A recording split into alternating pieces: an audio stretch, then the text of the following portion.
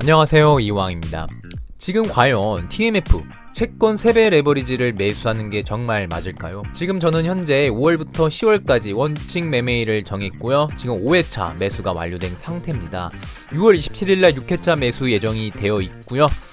제 계좌 상태 한번 보시면 운이 좋게도 수익권에 들어온 걸 확인할 수가 있습니다. 저 또한 시장이 100% 이렇게 될 거다 저렇게 될 거다라고 말씀 정확히 못 드리지만 시장의 흐름과 분위기 이런 전체적인 상황에 맞춰서 원칙 매매 진행하도록 적립식 투자 진행하도록 하겠습니다. 우선은 주식의 관점에서 보시면 S&P 500과 나스닥, S&P 500 같은 경우는 전저점에서 23% 상승을 했고요. 나스닥 같은 경우는 33% 상승을 했습니다. 지금 현재는요, 상승장 초입이라는 이 사실을 어느 정도 인정을 하시면서 시장을 바라보셔야 된다라고 말씀드리고 싶습니다. 그러면 왜 동시에 채권을 모아가는지에 대해서 많이 궁금해 하실 것 같아요. 그래서 정확하게 이번에 말씀드리도록 하겠습니다. 결론부터 말씀드리면요, 장단기 금리차 역전 현상이 일어났습니다. 장단기 금리차는요, 미국채 10년물에서 미국채 2년물을 뺀 것을 의미를 하고요. 역전은요, 시장에서 미래의 경기 불황을 예상하고 있다는 것을 뜻합니다. 여기 보시는 회색은요, 경기 불황기고요. 여기 밑에 장단기 역전이 된 시점 그 이후로 불황이 온 걸 확인할 수가 있습니다. 이제 구체적으로 말씀을 드리면, 먼저 저희가 보통 이야기하는 장단기 금리 차는요, 미국채 10년물 장기금리와 2년물 단기금리의 차를 의미합니다. 여기서 미국채 10년물은 시중금리의 영향이 크고요, 미국채 2년물은 기준금리의 영향이 큽니다. 보통 장기금리라고 하면 미국채 10년물이고요, 시중금리라고 불립니다. 시중금리는요, 시장이 정하는 금리를 이야기하고요, 시장에서 채권을 사고 팔면 여기에서 정해지는 금리가 시중금리가 됩니다. 단기금리는요, 기준금리 또는 정책금리의 영향을 받습니다. 우리가 뉴스에서 듣는 미국 금리 인상이 여기에 해당이 됩니다. 즉, 연준이 기준금리를 올릴 경우 미국채 2년물이 오릅니다. 장단기 금리차가 크면 시장은 성장에 대한 기대가 높다고 생각을 하고요, 연준은 금리를 낮게 유지하고 있다는 것으로 호황입니다.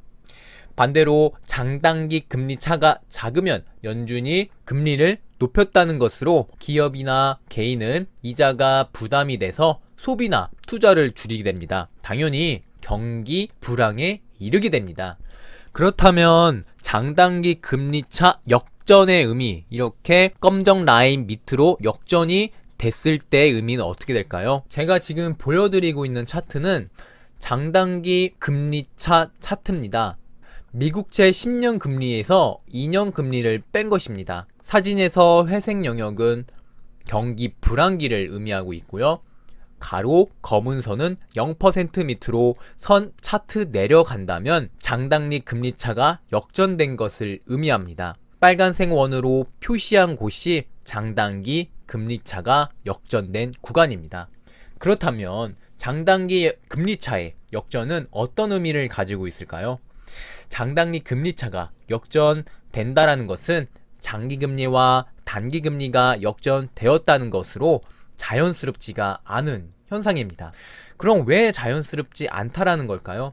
일반적으로 돈을 오래 빌려줄 때 높은 이자를 받는 것이 당연합니다.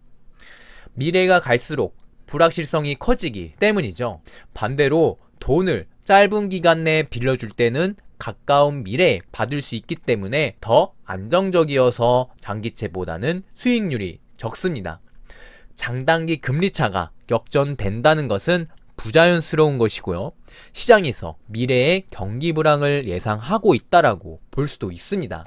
그렇게 된다면 지금 보고 계시는 차트를 보시면 장단기 금리차가 마이너스입니다. 역전됐어요. 그럼 지금의 해석은 경기 불황을 의미하고요, 앞으로 침체 확률이 높은 상태라고 볼 수 있습니다. 지금의 위치는 1980년도 인플레이션이 있었던 구간이에요. 장단기 금리차에서 알아야 될 포인트는 장단기 금리차가 크면 호황이고요, 장단기 금리차가 낮으면 불황이라는 것입니다. 그래서 지금 금리 인상이 어느 정도 정점을 다다르게 된 것 같고요. 경기 침체의 확률이 높아진 시점에서 침체는 필요치 않게 맞이하게 될 국면이다라고 판단이 들었으며, 경기 침체 확정 시 금리 인하를 하게 되고 채권 가격이 오르게 되니 지금부터 미리 준비하는 것이라고 말씀드리고 싶습니다. 서학개미가 6개월 동안 가장 많이 결제한 종목들 순 결제 상위 종목들입니다. 현재 1위가 6개월 동안 TMF 채권 3배짜리를 가장 많이 매수를 했습니다.